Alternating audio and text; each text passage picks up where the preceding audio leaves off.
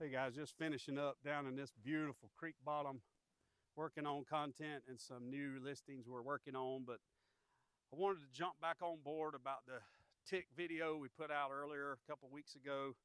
We had so many comments and questions and people asking me what we had done, how we had done it to fight my battle with limes. So I'm going to put out a video in the near future. It's not going to be medical advice. It's going to be things that I have done that have really turned my life around, saved me from the chronic battle of pain. I still have the limes outbreaks that hit me out of the blue. But what I have done is minimize those and minimize how long they're with me. So I'll tell you all about that in the future. With that said, I'll tell you that a few years ago, I was really struggling and suffering. And my doctor sent me to the CDC office in Greenville because I was suffering so bad. Fortunately, my wife was there with me, and we walked in and they set us in this room, and I had 5 doctors tell me that Lyme's disease does not exist in the state of North Carolina. It's only up in Connecticut and northern states. Obviously, it exists. I've been diagnosed with it. Many of my friends, my best friends have been diagnosed with it. A lot of my friends and family and people I know have Lyme. So obviously the CDC is on some sort of drug that doesn't make their mind work the way it's supposed to. But I'll tell you the real truth behind that is as long as the CDC puts their blinders on and Lyme's doesn't exist, insurance companies don't have to pay for the treatment of Lyme's. So a lot of the questions you guys were asking me, does insurance pay for it? And the answer is no. If you're treating Lyme's or diagnosed with Lyme's specifically, what I have found is insurance companies run from it. They won't pay for it. You're going to be paying out of pocket. Now, there's a lot of doctors who will misdiagnose Lyme's so they can treat you and get paid by the insurance, but they can't call it Lyme's when they do that. Now, this is my experience. If you're a doctor, if you've treated Lyme's and you've seen insurance pay for it, then pipe up, tell us all about it. Comment in the sections. Tell us your professional opinion. I'm telling you what my experience has been. Everything that I have done for my Lyme's, I have paid out of my pocket.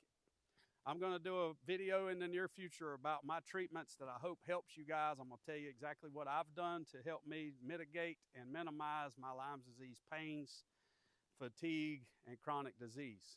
Now, again, this is my opinion. CDC, insurance, all working together. They're not going to pay for it. Doctors will misdiagnose this as fibromyalgia, as arthritis, as the flu. I even, during one of my outbreaks, laying in the emergency room in Raleigh, thank God my wife was there because I was completely out of it. They were going to give me a spinal tap because I had spinal meningitis. And she said, absolutely not. You're not giving him a spinal tap. He does not have meningitis. He has Lyme's disease. And we've been battling this, and this episode is Lyme's. She told him. Now, these are the best doctors in the doggone state that are arguing my wife trying to give me a spinal tap. And it ended up being Lyme's as she told them. Thank God she was there. So they're going to misdiagnose it. They can tell you what reasons they are. I believe those reasons are because insurance companies won't pay for Lyme's. They misdiagnose it so they can get paid by the insurance company. That's an opinion. So if you have Lyme's, you're going to have to find treatment outside of a normal doctor in most cases. I'll tell you who those doctors are that I've used. I'll tell you what those treatments are. While you're in the woods, don't let a tick stay on you for more than 24 hours. Some people say 48. Check yourself. Get them off of you. One thing I use is tea olive lotion. I buy mine at Sport Clips. They're not paying me to say that, but that's where I buy mine. I rub it in my hair, on my face, on every bit of my skin before I go in the woods, and it has really helped me keep the ticks off. Most importantly, have somebody check you when you get out of the woods. We're going to put out more stuff about alpha-gal, Lyme's disease. Follow along. Hopefully this stuff will help you like it's helped me. So stay tuned.